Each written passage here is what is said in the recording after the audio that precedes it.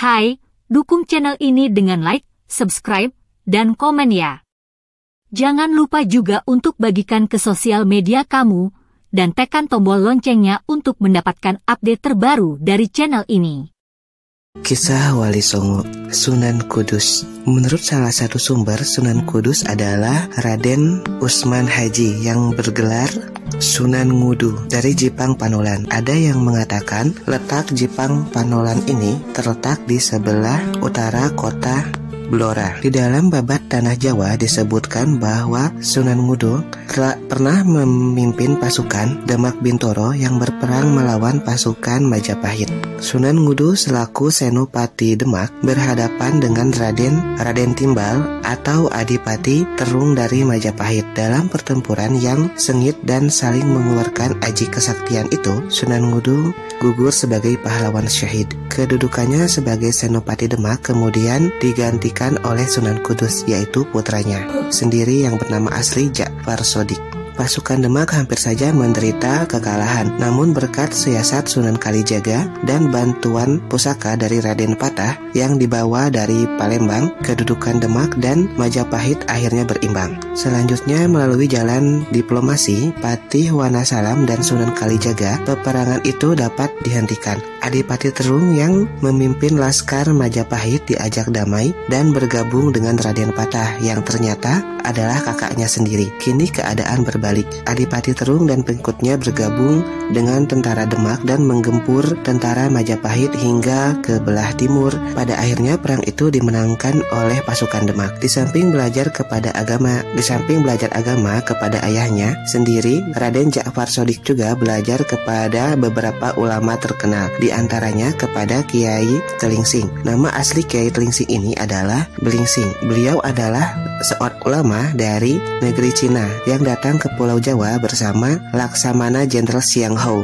Sebagaimana disebutkan dalam sejarah, Jenderal Xiang Hou yang beragama Islam itu datang ke Pulau Jawa, mengadakan tali persahabatan dan menyebarkan ajaran agama Islam melalui perdagangan. Di Jawa, Belingsing cukup dipanggil dengan sebutan Telingsing. Beliau tinggal di sebuah daerah subur yang terletak di antara Sungai Tanggulangin dan Sungai Juana sebelah timur. Di sana beliau tidak hanya mengajarkan agama Islam, melainkan juga mengajarkan para penduduk seni ukir yang indah. Banyak yang datang berguru seni ukir kepada Kiai Telingsing, termasuk Raden Ja'far Shodiq itu sendiri. Dengan belajar kepada ulama yang berasal dari Cina itu, Ja'far Shodiq mewarisi bagian dari sifat positif dari masyarakat Cina, yaitu ketekunan dan kedisiplinan dalam mengejar atau mencapai cita-cita. Hal ini berpengaruh besar bagi kehidupan dakwah Raden Shodiq di masa yang akan datang, tatkala menghadapi masyarakat yang kebanyakan masih beragama Hindu dan Buddha. Selanjutnya, Raden Ja'far Shodiq juga berburu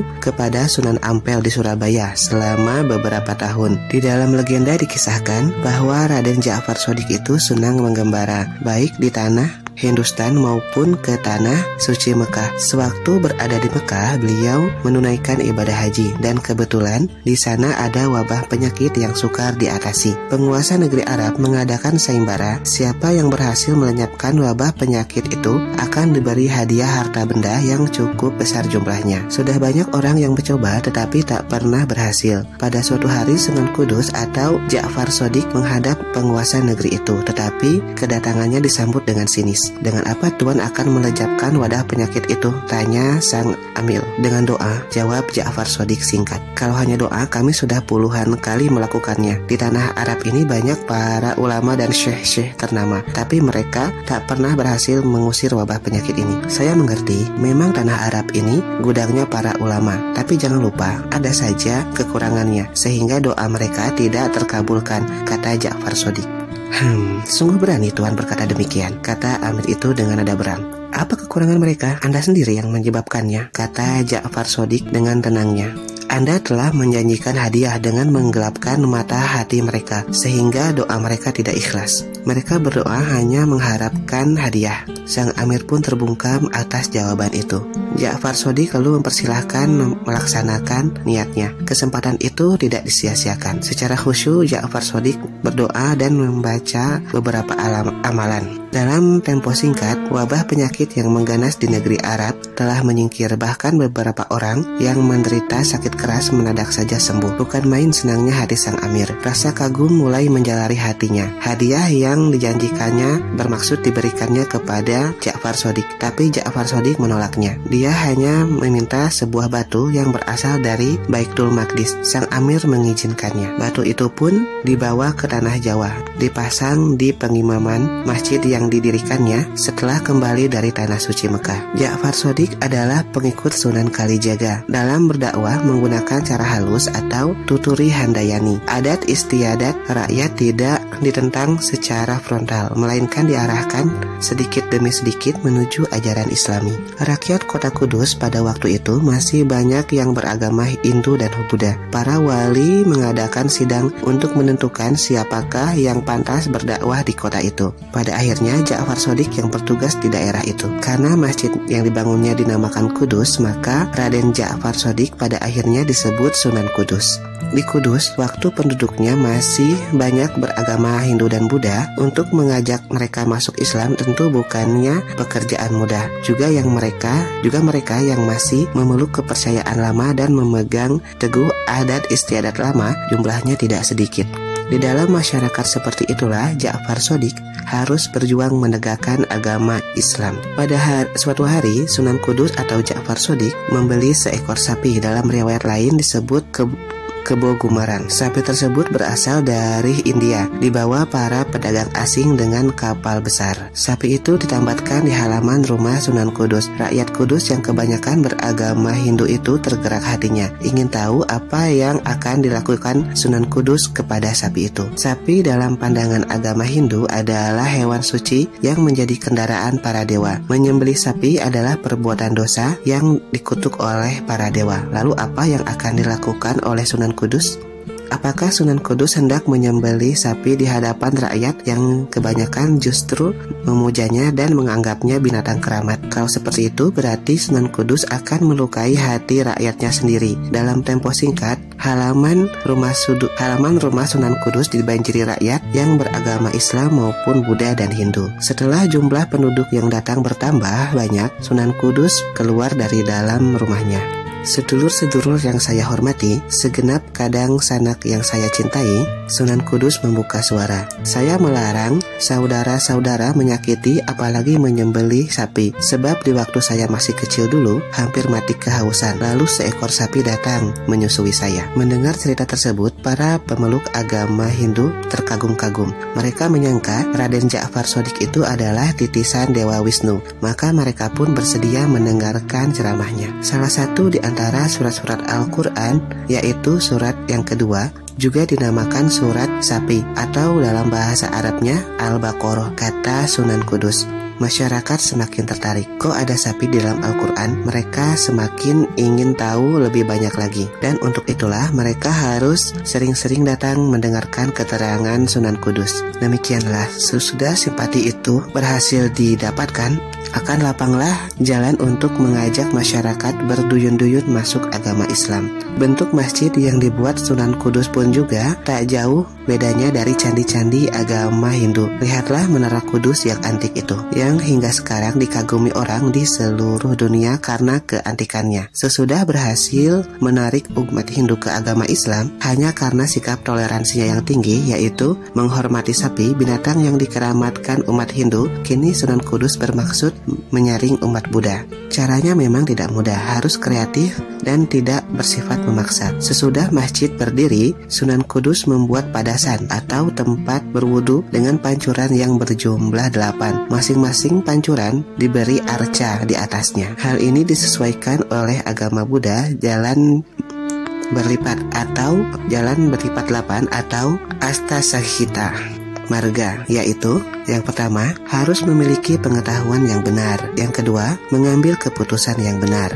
Yang ketiga, berkata yang benar. Yang keempat, hidup dengan cara yang benar. Yang kelima, bekerja dengan benar. Yang keenam, beribadah dengan benar. Yang ketujuh, menghayati agama dengan benar.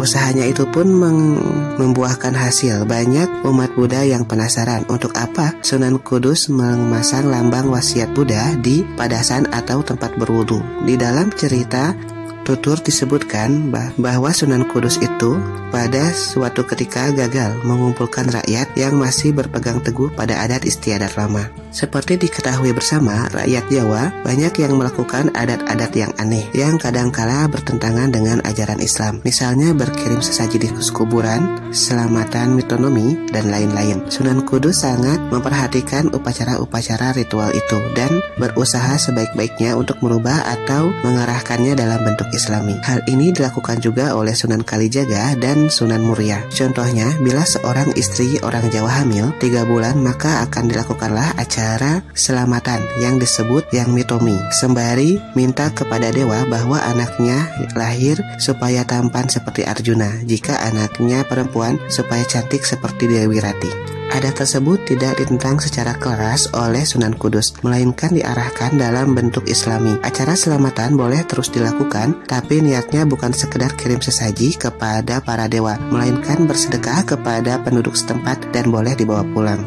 Sedangkan permintaannya langsung kepada Allah dengan harapannya jika anaknya lahir laki-laki akan berwajah tampan seperti Nabi Yusuf, dan bila perempuan cantik seperti Maryam ibunda Nabi Isa. Untuk itu sang ayah dan sang ibu harus sering-sering membaca surat Yusuf dan surat Maryam dalam Al-Quran. Berbeda dengan cara lama, pihak tuan rumah membuat sesaji dari jenis berbagai makanan, kemudian diikrar di dalam hajatan oleh sang dukun atau tetua masyarakat setempat. Dan setelah upacara sakral itu dilakukan, sesajinya tak boleh dimakan, melainkan diletakkan di candi, di kuburan, atau di tempat-tempat sunyi di lingkungan rumah tua.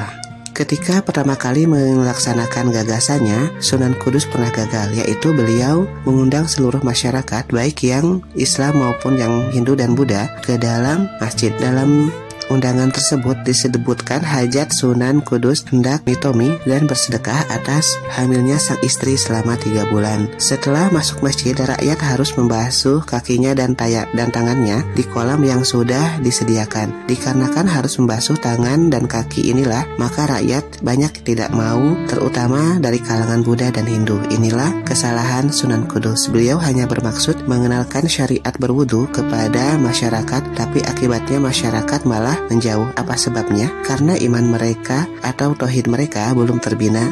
Maka dalam kesempatan lain, Sunan Kudus mengundang masyarakat lagi. Kali ini masyarakat tidak usah membasuh tangan dan kakinya waktu masuk masjid. Hasilnya sungguh luar biasa. Masyarakat berbondong-bondong memenuhi undangannya. Di saat itulah Sunan Kudus menyisipkan bab keimanan dalam agama Islam secara halus dan menyenangkan rakyat. Caranya menyampaikan materi cukup cerdik. Ketika rakyat tengah memusatkan perhatiannya kepada keterangan Sunan Kudus, tetapi karena waktu sudah terlalu lama dan dikhawatirkan mereka jenuh, maka Sunan Kudus mengakhiri ceramahnya. Cara tersebut terkadang mengecewakan, tetapi disitulah letak segi positifnya.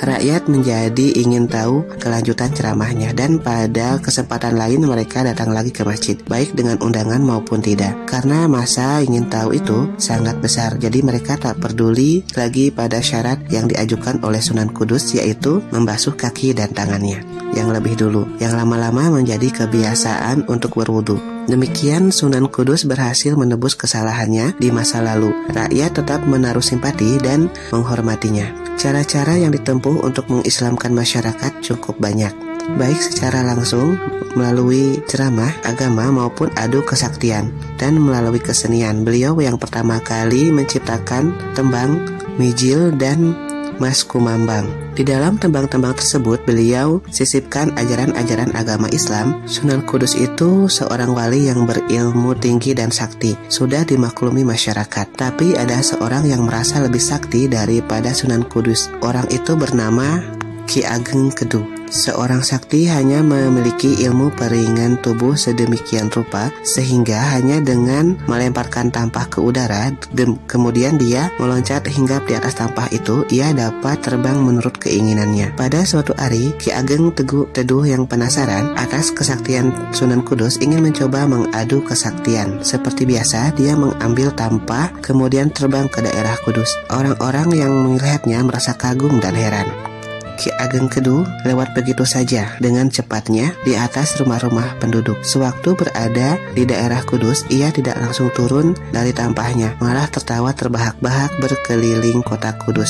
Murid-murid Sunan Kudus sudah penasaran melihat kekongahannya, tapi pada saat itu Sunan Kudus belum keluar dari masjid. Beliau masih membaca zikir seusai sholat. Beliau juga tak merasa heran saat keluar dari masjid melihat Ki Ageng Kedu berteriak-teriak memanggil-manggil namanya. "Hei Sunan Kudus, ayo keluarlah, hadapilah aku." Ki Ageng Kedu hendak menantang adu kesaktian. Tiba-tiba Sunan Kudus menudingkan tangannya ke arah Ki Ageng Kedu sambil berkata, "Aku di sini Ki Ageng Kedu." Seketika tersirap darah Ki Ageng Kedu. Tampah yang dikendarinya mendadak oleng, kesana kemari tak dikendalikan lagi. Tubuhnya yang ringan mendadak berubah menjadi berat dan segera tersedot oleh gaya tarik bumi.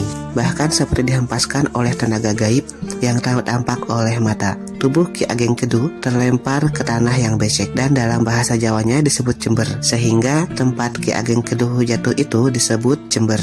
Setelah roboh ke tanah yang becek dan kotor, segala kesaktian Ki Ageng Kedu lenyap seketika. Dia telah berubah menjadi manusia biasa, tak bisa terbang lagi seperti dulu. Sunan Kudus di dalam babat tanah Jawa disebut Senopati atau Panglima Perang Kerajaan Demak Bintoro, juga Senopati Waliullah. Artinya beliau itu menjadi senopatinya para wali Allah. Sebagai senopati kerajaan Demak Bintoro, beliau pernah memimpin peperangan melawan Majapahit yang pada waktu itu dipimpin oleh Adipati Teru. Sedangkan senopati para wali, beliau pernah ditugaskan untuk mengeksekusi Syekh Siti Jenar, seorang wali yang meremehkan syariat Islam sehingga dianggap sesat. Pada bagian ini akan diceritakan secara singkat tugas Sunan Kudus di saat harus berhadapan dengan murid Syekh Siti Jenar yang masih punya darah keturunan dari Raja Majapahit. Penduduk desa Pengging yang terletak di tepi hutan malam itu tak dapat tidur.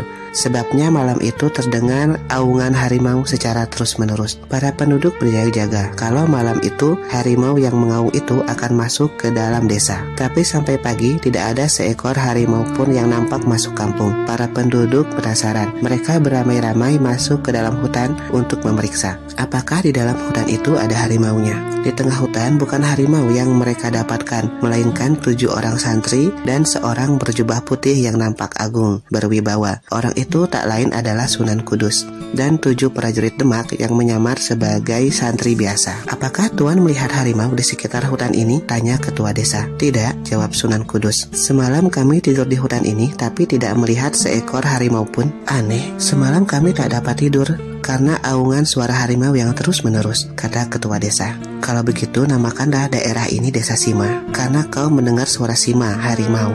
Padahal tidak ada Sima," kata Sunan Kudus. Ketua desa itu menurut hingga sekarang tempat Sunan Kudus bermalam itu dinamakan Desa Sima. Sunan Kudus kemudian meneruskan perjalanannya ke Pengging untuk menemui Adipati Kebo Kenanga atau yang dikenal sebagai Ki Ageng Pengging. 3 tahun yang lalu di awal nampak pemerintahan Raden Patah. Patih Wanasalam telah diutus untuk menemui Ki Ageng Pengging. Tujuannya adalah untuk meminta ketegasan Ki Ageng Pengging apakah Ki Ageng Pengging bersedia mengakui Raden Patah sebagai Raja Demak Bintoro dan penerus dinasti Majapahit, atau sebaliknya Ki Ageng Pengging ingin menjadi Raja Demak. Pertanyaan itu tidak pernah dijawab dengan tegas oleh Ki Ageng Pengging. Patih Wanasalam, orang kepercayaan Raden Patah, memberikan batas waktu 3 tahun untuk berpikir dan menentukan pilihan. Kini 3 tahun telah berlalu. Ki Ageng Pengging tidak pernah menghadap ke Demak. Bahkan Kadipaten Pengging yang dulu pernah mengalami kejayaan di zaman ayahnya, yaitu Adipati Handayani-Ningrat, tak diurus lagi.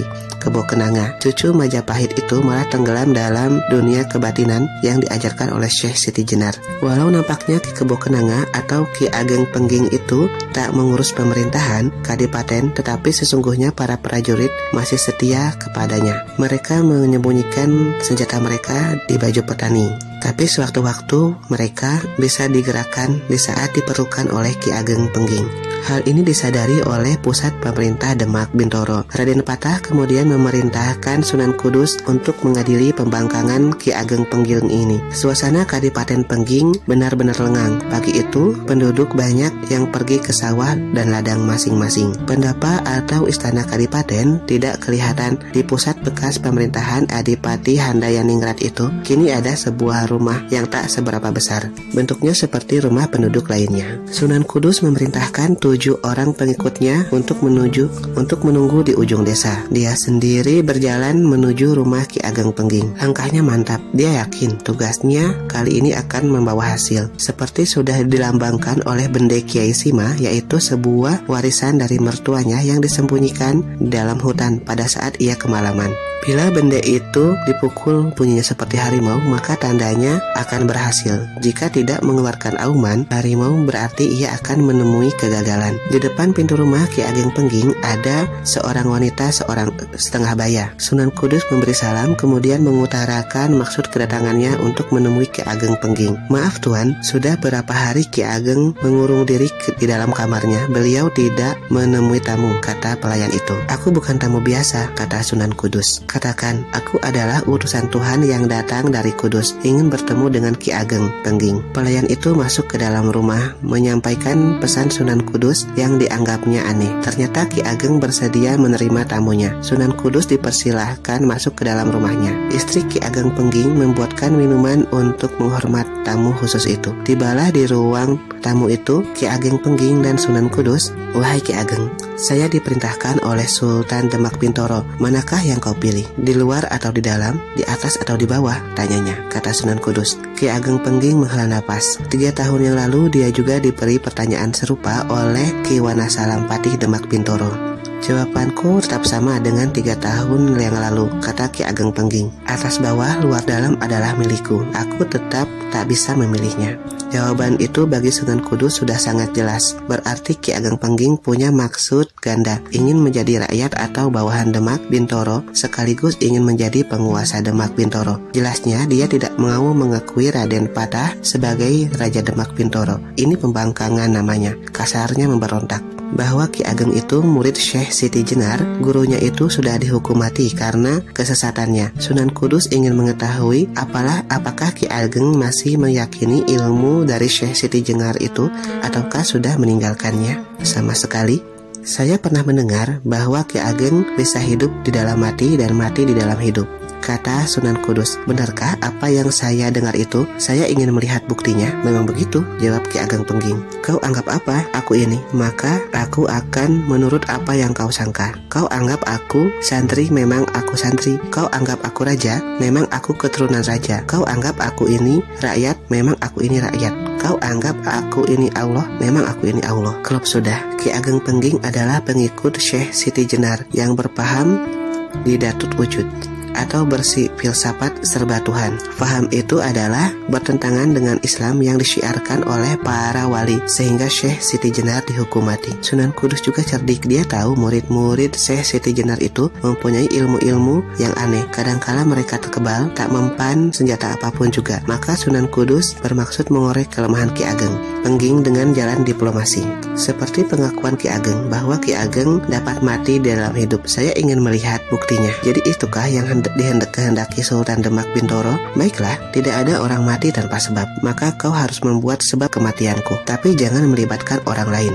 Cukup aku saja yang mati. Sunan Kudus menyanggupi permintaan Ki Ageng itu. Tusuklah siku lenganku ini, ujar Ki Ageng, membuka titik kelemahannya. Sunan Kudus pun melakukannya. Siku Ki Ageng ditusuk dengan ujung keris. Seketika itulah matilah Ki Ageng Pengging. Sunan Kudus kemudian keluar rumah Ki Ageng Pengging dengan langkah tenang, disambut oleh 7 pengikutnya di ujung desa. Mereka berjalan menuju Demak Bintoro. Sementara itu istri Ki Ageng Pengging yang hendak menghidangkan jamuan makan menjerit keras tatkala melihat suaminya mati di ruang tamu. Penduduk sekitar berdatangan ke rumahnya. Setelah tahu pemimpinnya dibunuh, mereka memanggil penduduk lainnya dan bersama-sama mengejar Sunan Kudus. 200 orang bekas prajurit dan perwira dipimpin oleh bekas senopati Kadipaten Pengging mencabut senjata dan berteriak-teriak memanggil Sunan Kudus dari kejauhan. Sunan Kudus berhenti. Dibunyikannya bende Kiai Sima. Tiba-tiba muncul ribuan prajurit Demak yang berlarian ke arah timur. Orang-orang Pengging mengejar ke arah timur, padahal Sunan Kudus dan pengikutnya berada di sebelah utara.